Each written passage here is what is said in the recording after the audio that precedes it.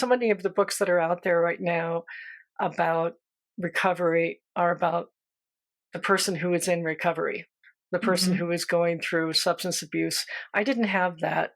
I wasn't going through substance abuse recovery myself, but I was traumatized along with her Yeah. going through her experience. So I wanted to tell from a mother's perspective what that was like and how I grew, what I had to learn, what I had to face about my own personal attachments and addictions, because I believe that we're all on the spectrum of addiction on some level.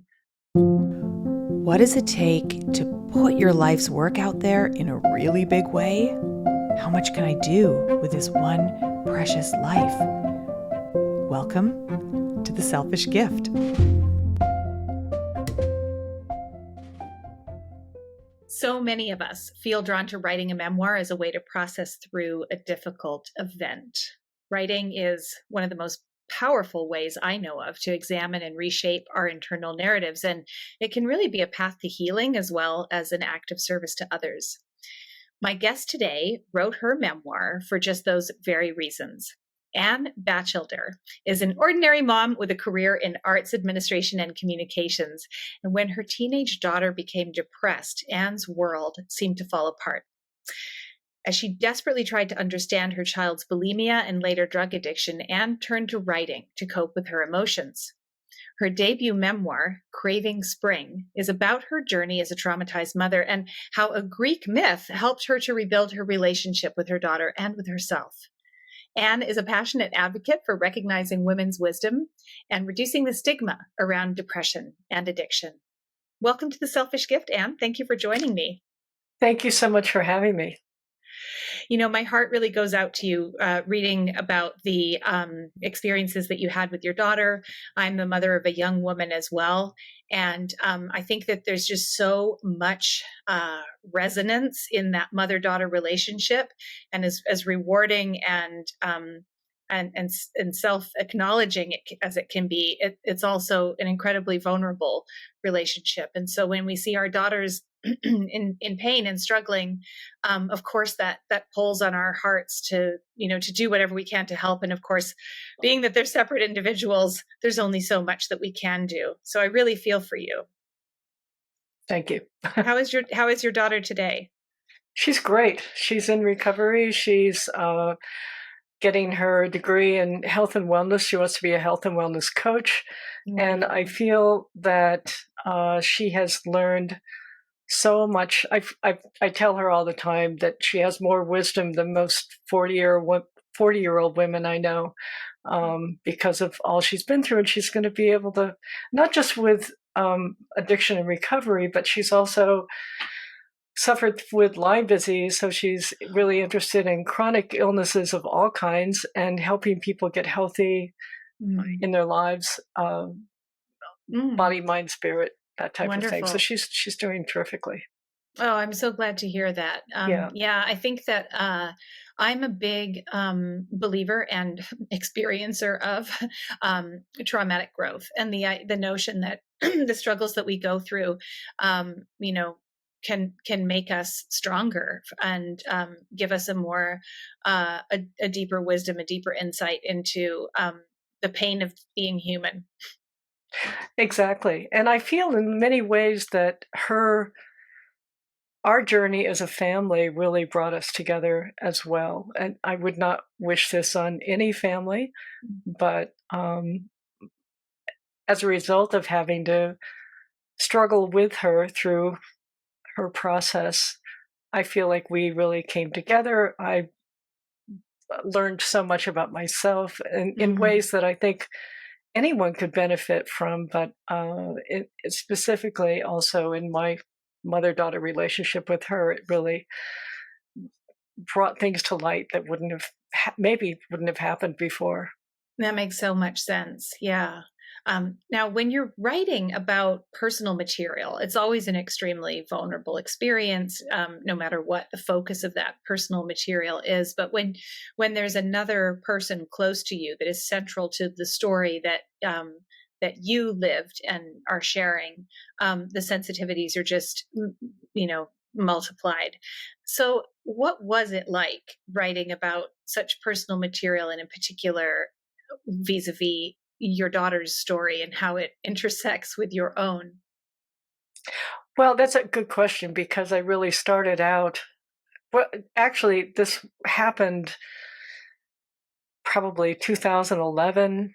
I was finishing curating an exhibition at the local art museum here in Asheville, and I thought I was being a good mom. I was doing all the right things. I was taking the kids to their practices. I was making sure we all had family meals, helping with homework. I would volunteer, take time off from work and volunteer in their schools.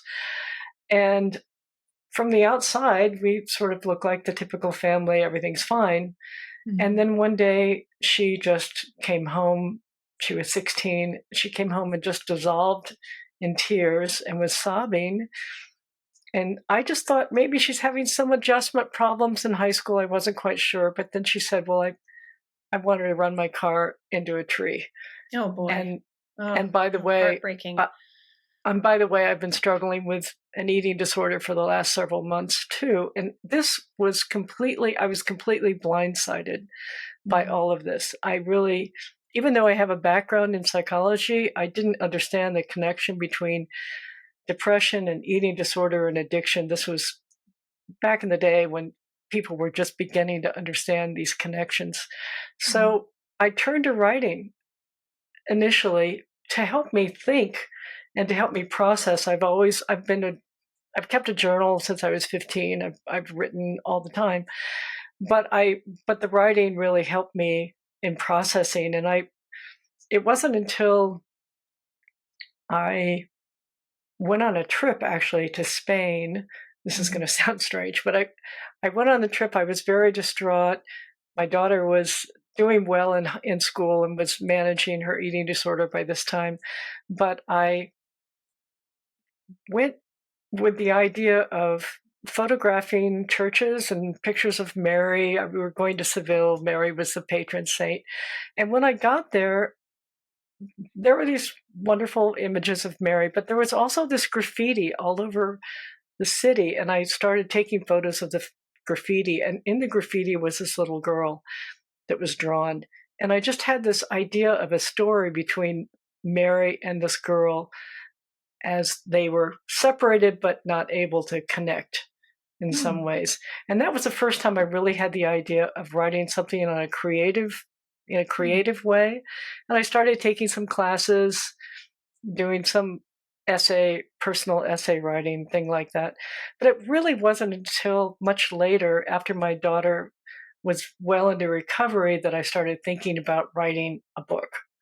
Hmm. So there was this process of writing, but it really wasn't formulated into a story or a book until much later. And then once I decided to, really, it was the pandemic that happened, It and I was a had creative time, burst for a lot of people. and for so many people, and Hmm. I had time to really think about it. And so it was like wrestling an alligator trying to get these ideas. I had little pieces of paper everywhere. It was all over the place. So you Um, started your writing process even while you were going through it. You were writing extemporaneously, Journaling, because yeah, journaling, capturing and the then essence of some. it. But it was only Right, later that you had sufficiently kind of like processed it to want to kind of put it into a formal narrative. right. Did you set out thinking this is for me, or did you set out thinking this is for sharing? I started out thinking I'm writing about her Hmm. and writing about what it was like to be the mother of someone who is going through this. And as I was writing, I realized it was about me. So it Mm. was my Mm. version of our story, but it was really about my process. So many of the books that are out there right now about recovery are about the person who is in recovery, the person Hmm. who is going through substance abuse. I didn't have that. I wasn't going through substance abuse recovery myself, but I was traumatized along with her, Yeah. going through her experience. So I wanted to tell from a mother's perspective what that was like. and how I grew, what I had to learn, what I had to face about my own personal attachments and addictions, because Mm. I believe that we're all in the spectrum of addiction on some level. Mhm. Yeah, Um, you mentioned that in our pre-interview questions, and I definitely want to ask you more about that. But just for now, I'm curious to know about the boundaries that you navigated in sharing. As I said, it's a story, and as you said, it's the story of your processing of your trauma through this experience. But necessarily, there is information and details and um, observations and perhaps even some of her perspective in that story. So did you discuss it with her? Was it, was she on I board with you doing it, or how did you navigate that, the sort of like, what is yours, what is mine, privacy right. um, and personal disclosure issues? Well, first I told her I was writing a book, and I purposefully didn't let anybody read it. It was a very private experience because I didn't want to hold back on my writing initially. I wanted to be able to say what I wanted to say in the book, but I also told her that I wanted her to read it, and she had total veto power over anything. Mm. So when I finished it, um, we sat down in the living room over the period of a couple of days, and I sat across from her while she was reading, and I pretended to read something else, but I was so nervous. I was just Yeah. so, oh my gosh. And so, and a couple of times she cried, and I didn't know what to expect. And after she got finished, she looked up at me and said, "This is a love letter to me, isn't it?" No. And that was Man. just all I needed. That was the biggest endorsement I could ever ask for. And we both cried. And then I asked her to write the epilogue, which she did. Oh, that's beautiful, So and just made me tear up too. it was so healing. It was so healing Wow. for for both of us. And one of the things I said, "Are you okay with me going, looking for a publisher for this?" And she said, "Yeah, I am." And I said, "Do you want me to change your name? Do you want me to change anything else?" She said, "No, I don't." She said, "Some of it's hard to read, but I feel secure in my own recovery, and I feel like Mm. what you have to say is important." And so she was on board. Wow. It's not easy. It's not an easy thing for me to expose about myself. Right. So, but I did go through that with her and then get her permission and endorsement. Well, yeah, and that's so important, and also not something that you can take for granted or assume will come. Mhm. But the way that you dealt with it is actually really aligned with the advice that I have come across. The sort of broadly the advice when writing about family members is to write the very best book that you can without pre-approval, or you Right. don't want to do it as a collaborative effort where everybody's weighing in on every little thing, because that can really hamstring you in your attempts to find your message and really express yourself creatively, and then you show it to them when it's done. And Right. some people will, sort of depending on the relationship that you have and what the sensitivities in that relationship are, you might give them the power of veto, or you might simply say, this is an FYI, or remembering that everybody's memories and everyone's lived experience, even of a shared event, is going to be different. But how wonderful that that your daughter was okay with it all. Well, Yeah. I also gave it to my husband to read, and I gave him the Mhm. same permission to veto anything or change anything. And um, he gave Mm. me some great notes and Mm. was very supportive. But he said, "I have one thing I really want to change." And I thought, "Oh no, what have I said? What have I done?" And he said, "It's Route 26, not 19." Well, okay, fine. Those were the kind of corrections he wanted, but That's so otherwise funny. he was extremely supportive on what I had to say. and has Amazing. How been. great that you had that experience. Yeah. And tell me a bit about the Greek myth of Demeter and Persephone and the role that it plays in this book. I'm curious about how you came across that and found that you wanted to use it as an extended metaphor in the story that you were telling. Yeah, when I first learned about my daughter's depression, or the fact that she was clinically depressed and dealing with ways to try to soothe that through substance abuse, et cetera, I immediately went into full research mode and reading how-to books, and I was in therapy, and I was also interested in Buddhism. I was reading a lot of that. I was looking at online, trying to research. And my therapist at one point, when we were talking, this is early on when Olivia was in high school, my therapist said, "You know, you remind me of Demeter." And I said, "Who?" And she said, "You know, the Greek myth about Demeter and Persephone?" And I said, "Well, tell me about it."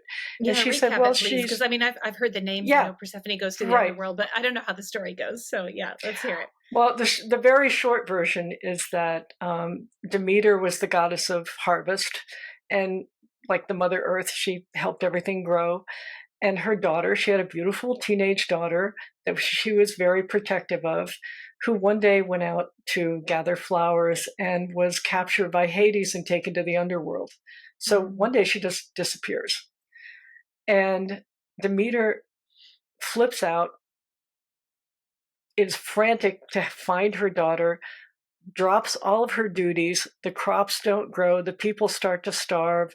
She Oh, doesn't eat. She doesn't drink. She is a mess. yeah. And I basically said to my therapist, I totally identify with this woman. Ah, I mean, unlike the how-to books that were trying to tell you how to be perfect in 5 easy steps, here was a role model for me who I could identify with, who I totally got it, what she was going through.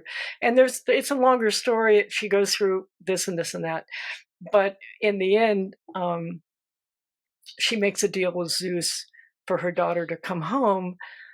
But Zeus says, well, for 3 months a year, she has to go back to the underworld. And during that time, when each year, when she goes back to the underworld, Demeter gets sad again, and mm. the crops don't grow and the trees die. It looks like everything's ending. But then when Persephone, her daughter, comes back, she lets the flowers bloom. So that's in the Greek mythology. That's where you get the seasons, the spring and winter. Oh, how And, wonderful. I did not and know that. Oh, yeah. And so I was thinking about, I mean, so I read this myth, and it was the one thing that really resonated with me of all the things that I was reading.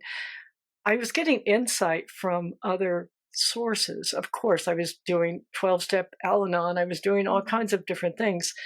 But this story gave me permission to have the anguish and the fear and the stuff that's normal for any parent when their kid is in trouble.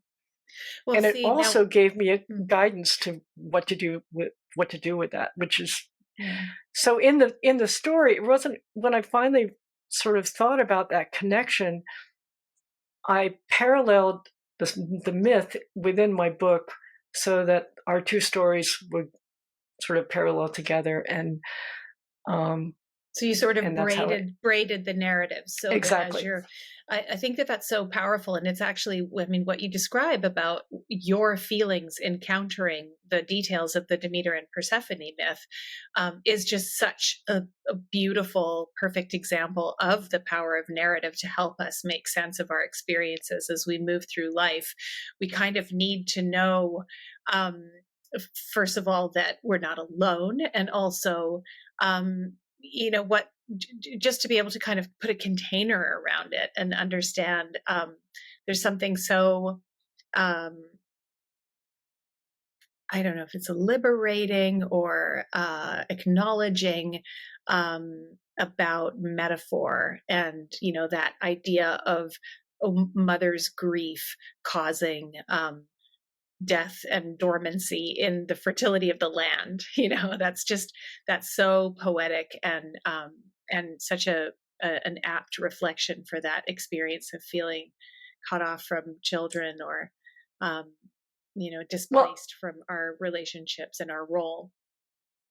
yeah, I really believe, I mean, the more I worked on this, the more I realized the importance of memoir now, as people can find those role models and those figures in literature or mythology or whatever, to be their guide, to that stories can really heal, not just to feel alone, but also to offer a new perception or a way forward in their Hmm. healing. And that I wanted to demonstrate that with this story as well, how it healed Hmm. me, helped to heal me. Hmm. And I really believe that that's one of the ways that we find our own truth is by exploring what other people have gone through, their experiences, something similar, how they got through it. How are you going to get through it? It's the same kind of thing. Yeah.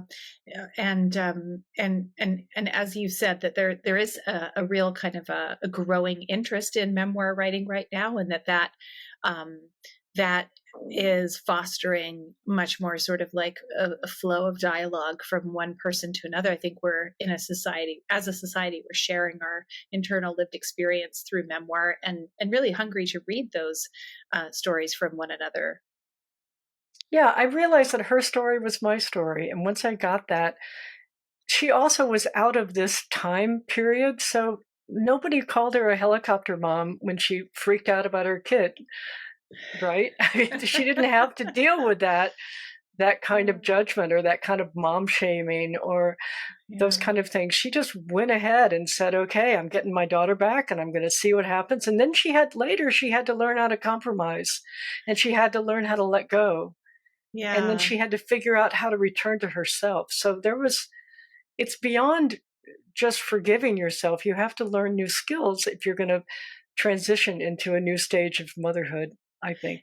And you've So, spoken about how, in particular, when our children are suffering from addiction or certain mental health challenges, as opposed to, other forms of, illness or life distress, that there's the type of the stigma around it can cause people in our lives and our communities to sort of lean out rather than leaning in, and that that brings with it, as you said, mom shaming.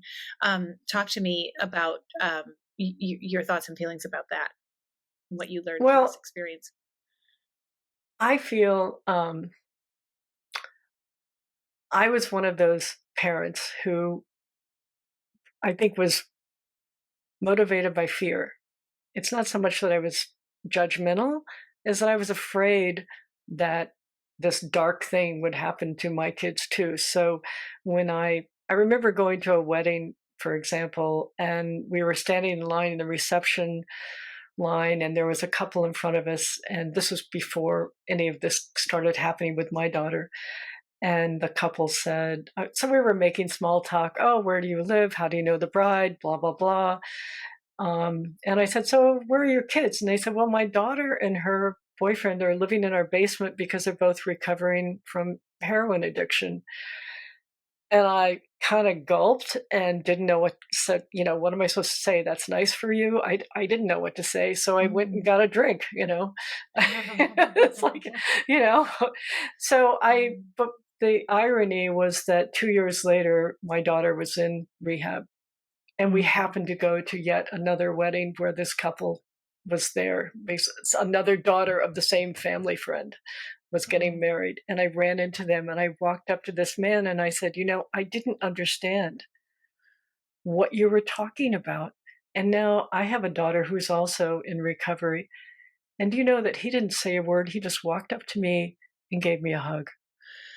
And I thought, that's all I needed. All we need is compassion. So Mm. I think a lot of the mom shaming, a lot of this is based on fear.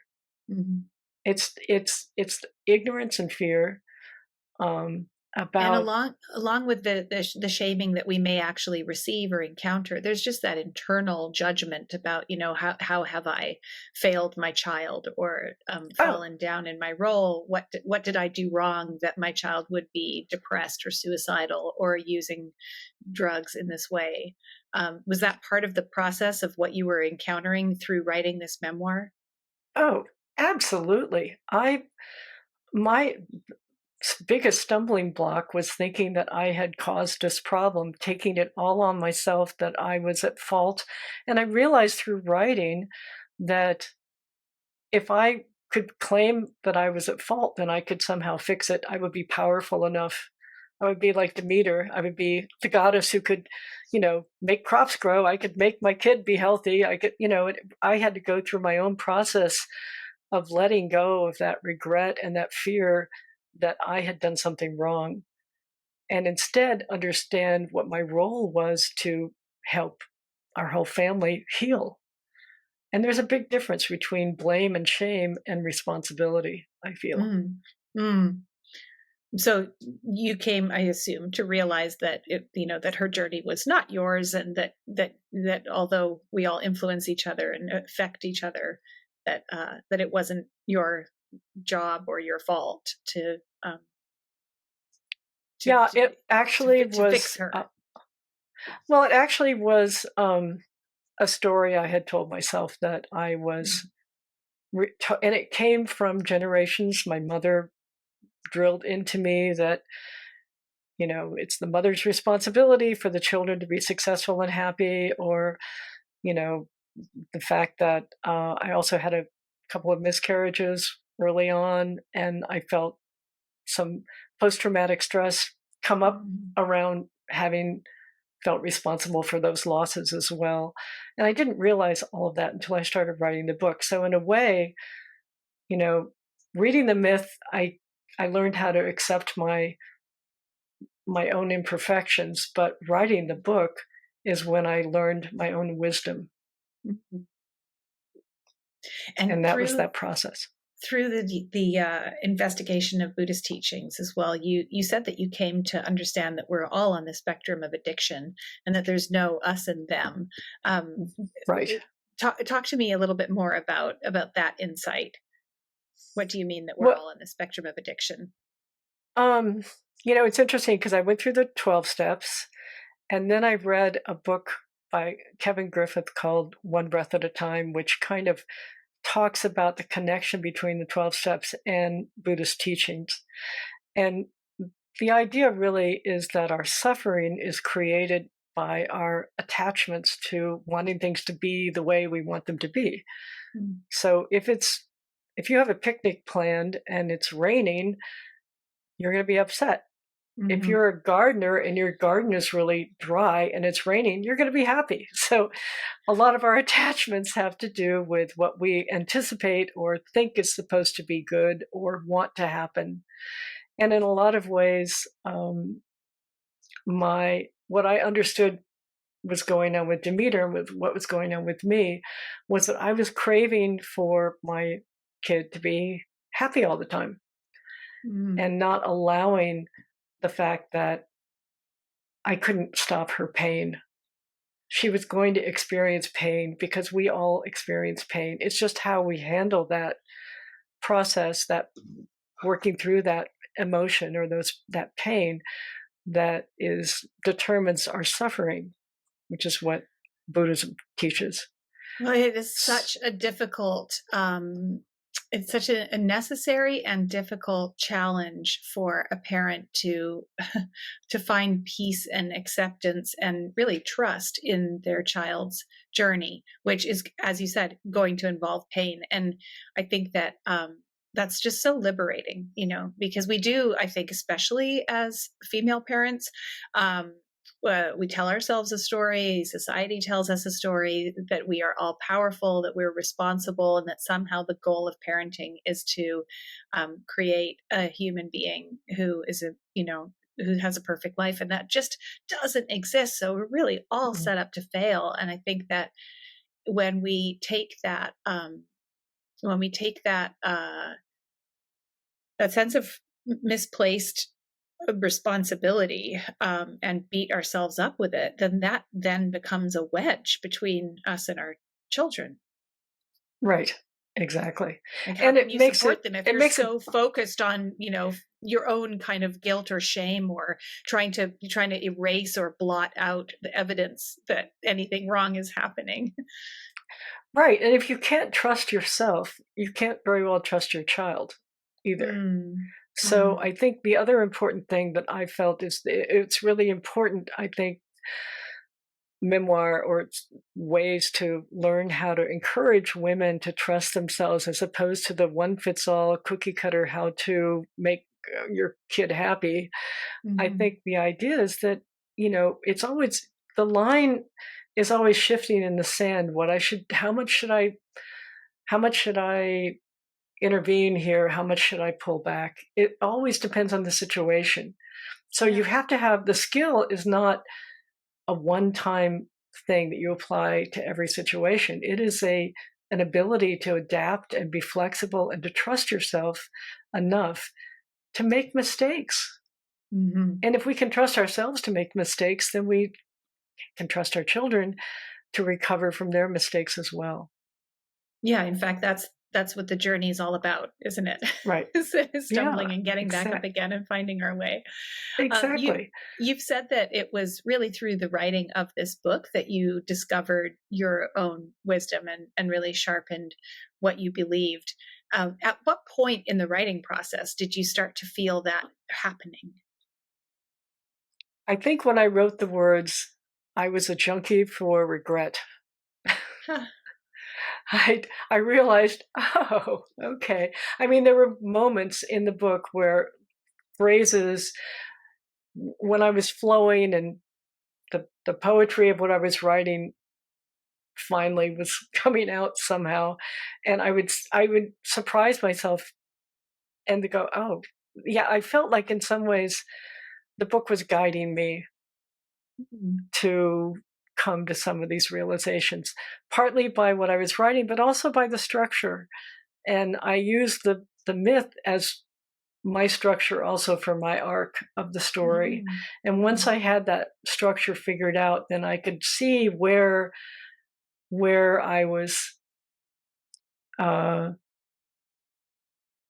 moving in my life toward a certain what I thought was a certain conclusion and what the roadblocks were and how that got set up and how I had to go backwards and then go forward again and then go backwards and so my process as a mother was similar to anybody else's process of recovery. I would have slips and I would get better and then I'd slip up again and then I would get better.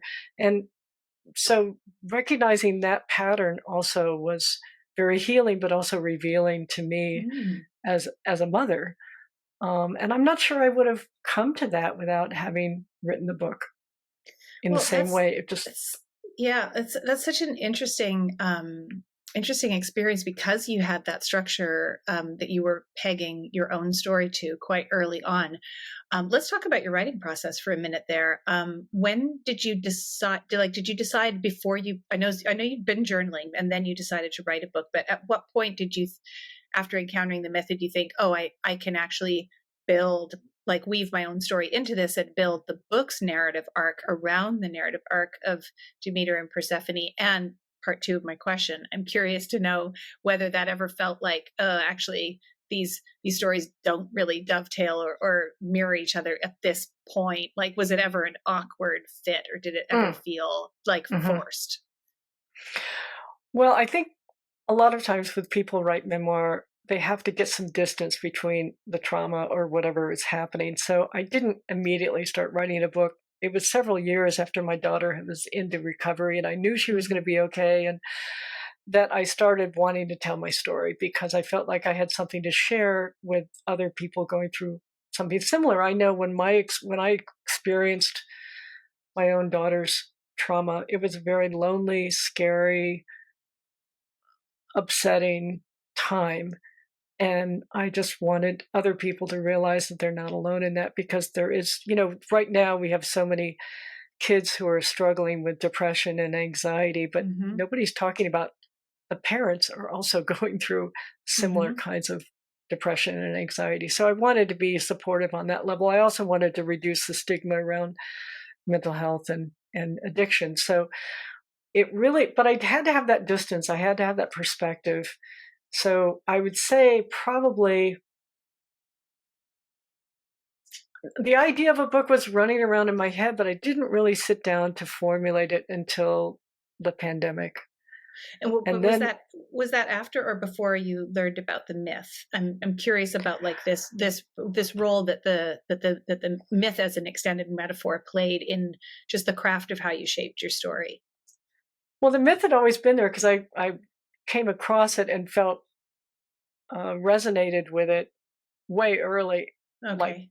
in 2011. So it was always there. It wasn't just something that popped in my head and said, oh, I could just draft this around a myth. Hmm. It was always there. I didn't understand how to incorporate it. I was just going to try to put it into a chapter or something. I didn't have the structure for it until I actually tried to sit down and think about what was the arc of my book. And then when I Hmm. realized what the arc of my book was, what were the turning points for me as a mother?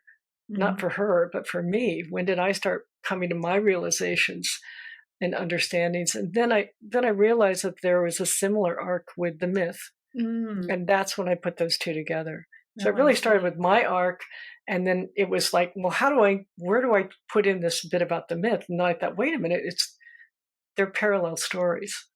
That's so interesting. And I love what you're Mhm. saying about, kind of discovering your narrative arc in here, because I think a lot of the times when someone comes to write a memoir and maybe they are not trained or experienced in creative writing, there is an assumption that writing a memoir just means, you know, putting all of the details down on paper in the order that they occurred, and actually Right.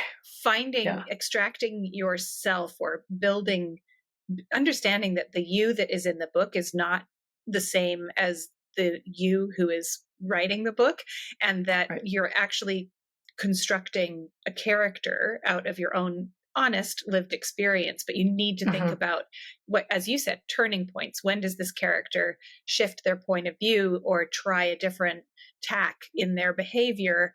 And that those turning points are what create dramatic tension and character development. Where did Right. you learn that? Exactly. Have you taken creative writing classes, or Well, I did, what tools did you I use? did I did take classes. I mean, and I read a lot online, and I've studied English in college and things like that. So it wasn't such a foreign idea to me. And I was an editor of a magazine for 10 years, and Mhm. so I've been around writing for a long time. It's just that I hadn't tried to write a book before. Mhm. But so I understood the hero's journey, all that s- Mm. stuff. So, um, but I think that again, it was a process of elimination also.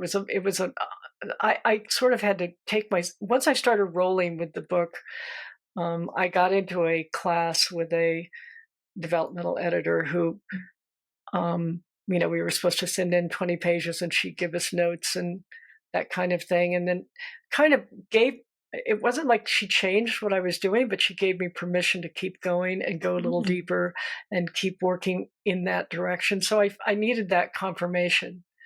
And then at one point, toward the end of the book, I took myself to an Airbnb in the mountains and for a week and just did nothing but spread papers all over the floor and just stayed up till 3 in the morning if I needed to, or took a walk or came back. But I just ate and slept and organized my thoughts for like a solid Mm. week and just needed that distance to do What a that. luxury, and what a what Yeah, a it what is was. what is a smart thing to provide for yourself. So you had the input from the developmental editor. That makes sense, and it's such a good idea. I always encourage people to get that kind of input from trusted and experienced or talented collaborators really early on, because most of us, even if we know about the hero's journey and have studied creative writing, it can be so difficult to kind of take our attachments out of the picture and just look at it as a story that we're telling. There's so Right. many sensitivities and personal um, blind spots and sticking points. But yeah, so you're weak in the mountains, and then what happened? Did you hire an editor to do a developmental edit pass on it, or like tell me more about the collaborators that you worked with? Um, I took lots of writing classes. So some of the essays, some of the personal essays became chapters. So I had Oh, done some of that work in classes before and got mm-hmm. feedback from other writers and that kind of thing. So some of those pieces were already pretty crafted. Mm-hmm. And Mm-hmm. then with the class with the developmental editor, that um, kind of just, as I said, help me understand. Okay, for example, I said, should I write about the rest of my family? She said, no, just keep this about the mother and daughter. In other words, focus on that. So those are the kind of fine points that she was helping me whittle down, because Mm-hmm. otherwise it was just so mad. It was like wrestling an alligator. It was just huge. It was this thing Yeah, that I had to deal with. And yeah. and after that, uh, I didn't really I didn't really give it to another. I gave it to beta readers, and I got good, who Okay. were also good writers, friends of Uh-huh. mine, and they gave me some good notes back. And then I Okay. went and re-edited, and so I did a lot of that kind of work Okay. So you leading up revised to it. yourself Hmm. based on feedback that you'd had from. Based on feedback, yeah. Yeah, Hmm. yeah. How long did it take you to write the first draft, and then how long did you spend revising or self-editing? Oh gosh, it kind of blurs. I think I had been writing the first draft for years. It just Mm, wasn't a full book. It was just pieces. So maybe it took, and sometimes I mean, my process as a writer, I'm a binge writer. I don't get up and write 2 hours every morning. I might put it down for 6 months and then write mm, furiously for 2 months and then not do it again for a long time. So I was doing that off and on for years.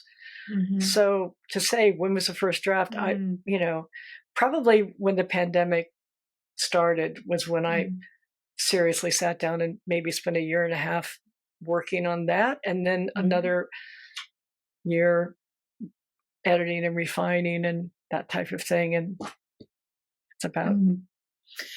It takes longer than people assume sometimes, oh doesn't yeah, it? I mean, because oh yeah, yeah, and that sort of gestational period where you're thinking and processing and walking and maybe having conversations, that is part of the writing process, right? It right. is part of understanding, you know, what you have to say, what you mean to say. Um, and then, so talk to me about your publishing process. How did you find your publisher? And what What's the story around that? I feel very, very, very lucky because I'm a debut memoir writer, author. I didn't have a platform. I had written before, but not creative, nothing like this. Mhm. And I was considering a different couple of different options, and I was lucky enough to get a publisher say yes. So Did you it think happened. about It happened very quickly. I didn't have an agent. I didn't have anything okay. like that. I just, and I was considering another publisher at one point, but their, it would have taken an extra year for me to publish the book, and I was 69 years old. I don't have a lot of time, Uh-huh. So it's So like time's winding up, So I went with so I for many reasons I was very lucky and happy to go with the publisher that I have, mhm. and it And who's happened that? very. Legacy Book Press is Okay, the and name ha- of and it. did and you self-submitted. You didn't have an agent, so did you submit directly It's to a very small press, and I just sent her a pitch. I worked on the pitch Mhm. pretty well, Mhm. and she said yes, and I said great, and that was that. It was very, very quick. I was very lucky. What I didn't know, which most people don't know, is that I had to do all the marketing and the promotion. I was Yeah. like, What? So your publisher is a traditional publisher, right? Yes. It's not a Yes. hybrid publisher, and you're not No. self-publishing. Did you consider self-publishing, or were I you just? considered hybrid publishing. I did, Mhm, and there's mhm, nothing. I would have been very happy with that. And I think there are a lot of pluses and minuses on both sides. You just have to wait. But one of the big factors for me was the fact that um, I didn't want to wait the extra year, mhm, and the mhm. publisher I was wanting to go with was willing to do it fairly quickly. So So, and what is fairly quickly from the time that you had your about a manuscript year. accepted? About a year. And so the book Yeah. isn't out yet, right? It's coming out in No, fall. it's out October 3rd is supposedly Okay. when it will October be coming 3rd, out. 2023. Ah, So, yep, and yep. as we record this, we are in June. So, yes, let's talk about marketing. You must be in the ramping up phase. What have you learned about what it takes to market a book, especially when you're, like, as you said, a first time author, not really much of a platform to speak of? What have you learned? I had no idea what I was doing. First of all, I went on Facebook and joined a couple of writers groups, and then I just lurked in the shadows and watched what everybody else was doing and tried to it was like getting an MBA. I had no idea what I was doing. That my publisher, of course, sent a guide of, way long to list of I was just overwhelmed with all the things, and I just like, I can't even deal with this. So I just kept watching other writers that especially memoirists that I Mhm, admired, and then kind of went on their websites and tried to figure out what they were doing, where they were posting, what they were saying. Um, Took a couple of classes. I took a mhm. marketing class, which was helpful, but it's still a lot of it was self-taught on the Yeah. internet. So And what are you mostly doing to market the book? What are your kind of like well, I mean, I main had to main start from levers? scratch. I didn't have a website. I had to build a website. I had to understand what I was trying to my message, what was the point. In a lot of ways, as much as I hated the marketing because I'm not great at putting myself out there, it also really was a wonderful process to get me to hone my message and to clarify who my audience was and to understand that this is not about the book, it's about my message and my readers. And I didn't Mhm, understand all that until I was starting to go through this marketing process. So I've learned a ton. I also had to apply, I've studied mindfulness forever, and I had to apply my mindfulness skills to the fact that I was getting stressed out about things that I didn't need to get stressed out about. And I needed to yeah, pull back and say, okay, what's stay present, don't go down that rabbit hole. What can you uh-huh. do now? That type of thing. So, So aside from building your website, and what are the sort of like the strategies and tactics that you're pursuing to get the word out about this book? You belong to a Facebook group, so presumably you've been sharing in there, and what else have you done or will you do between now and the book's on sale date? um, one of the biggest hurdles I had was to get over the fact that I could tell people I was writing a book and not be embarrassed that I was Mhm, writing a book. I had to be willing to put my message out there in a way that was convincing and I could stand behind it. And before it was like I mumbled, you know, mhm, something. And so part of it was internal. That was mhm, a big piece of that was to, you know, understand the beginning of where I wanted to start with my message.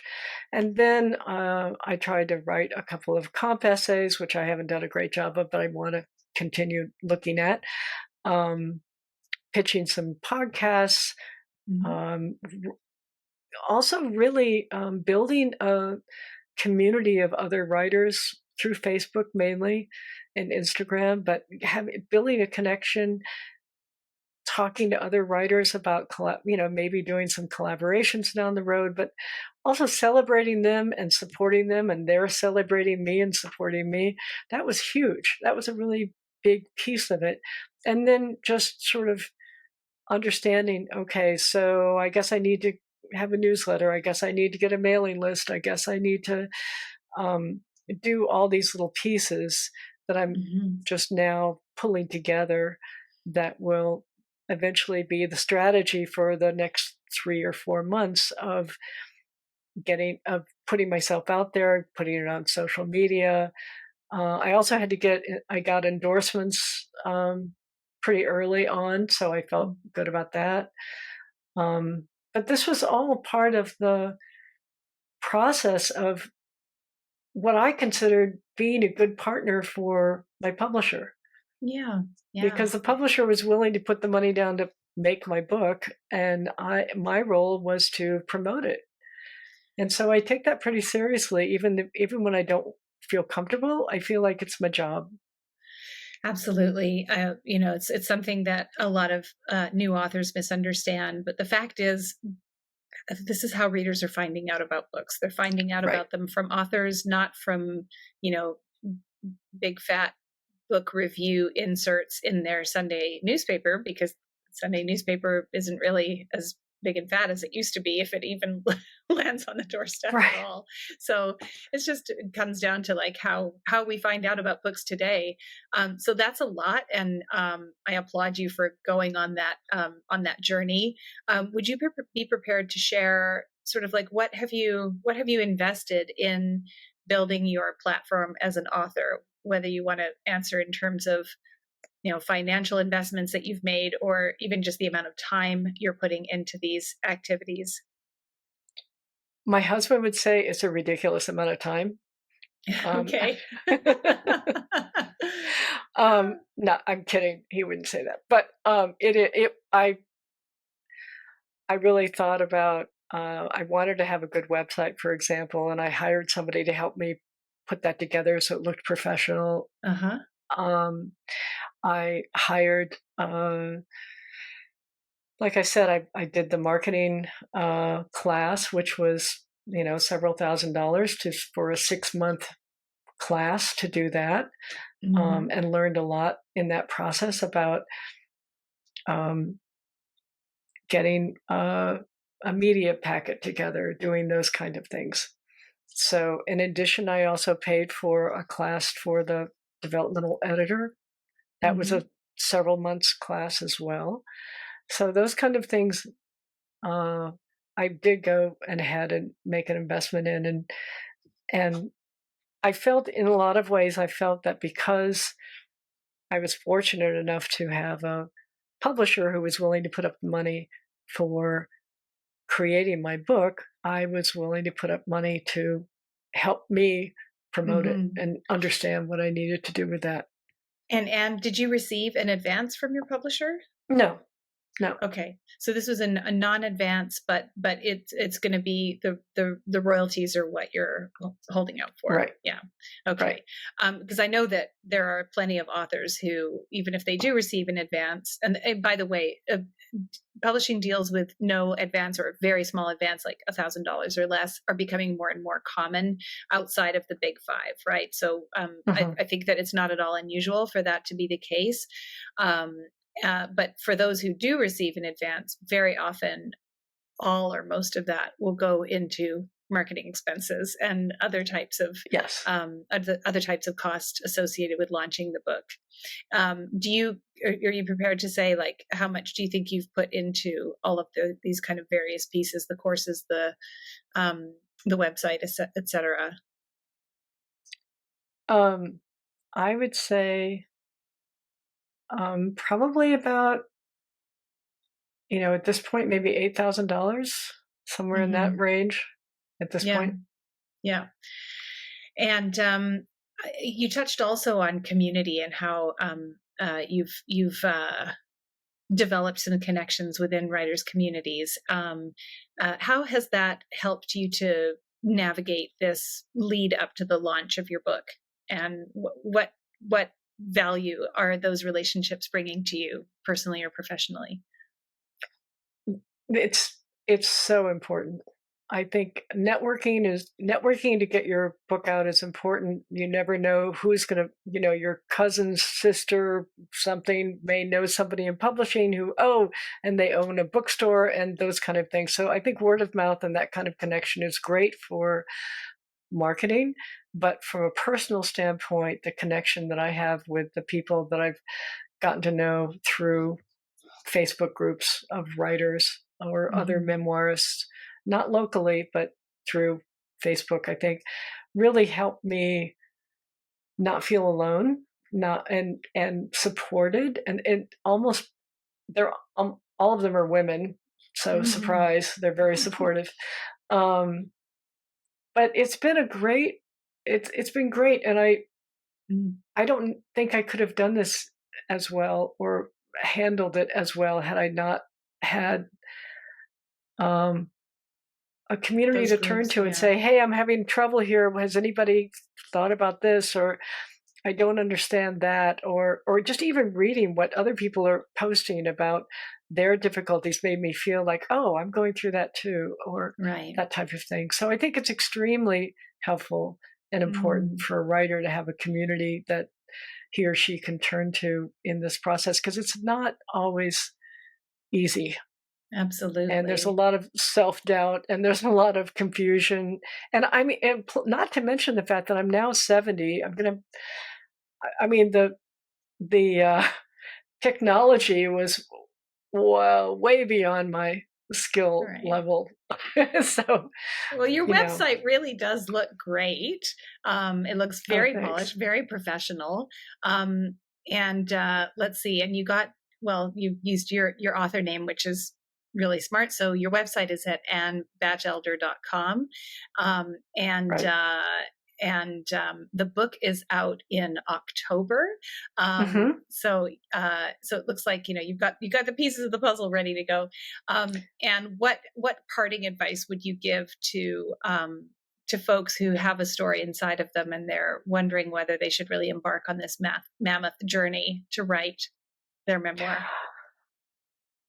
I feel that if you have a story that you want to write, just go ahead and do it. It really is not about whether it's a blockbuster, whether you even get it published. I think the process of writing is so important. One of the things that I learned in Al Anon and going through the 12 steps was how important stories were to healing. And I feel like stories are underappreciated in our culture. It used to be that stories were the way we taught a lot of things in centuries ago. And in the last couple of centuries, we sort of turned to science and psychology. And I have nothing wrong with psychology. I have nothing wrong with how-to books, but they're limited. And I think when you can share your story and listen to story, we're collectively everybody's going to be better. So even if you're Mm. only writing your story for yourself, it Mm. can be an amazingly wonderful gift to self-discovery and self-growth. So I would say go for it. Don't worry about whether it's going to get published or not. Just get the thing done first and then see Wonderful. where it goes. Yeah, See where it great. goes. Oh, and so great to hear your insight, your experience, and your story about writing your story. So the book is called Craving Spring. The author is Ann Batchelder. You can find Ann at batchelder.com. And Craving Spring will be available to purchase in October of 2023. And thank you so very much for joining me today. I really appreciated your time. Thank you so much. This has been great. Thanks again. I really hope this conversation has inspired you to give so much of your gift to the world that it expands you into your greatest possible version of yourself. Remember, it's not selfish just because we also benefit from it. And here's where I get to make a selfish request. New podcasts need all the help they can get. If you enjoyed this episode, please rate the show and subscribe to us on your favorite platform. Don't forget to follow us on Instagram at Selfish Gift Podcast. And send me a DM. I'd love to hear how you're sharing your gift with the world.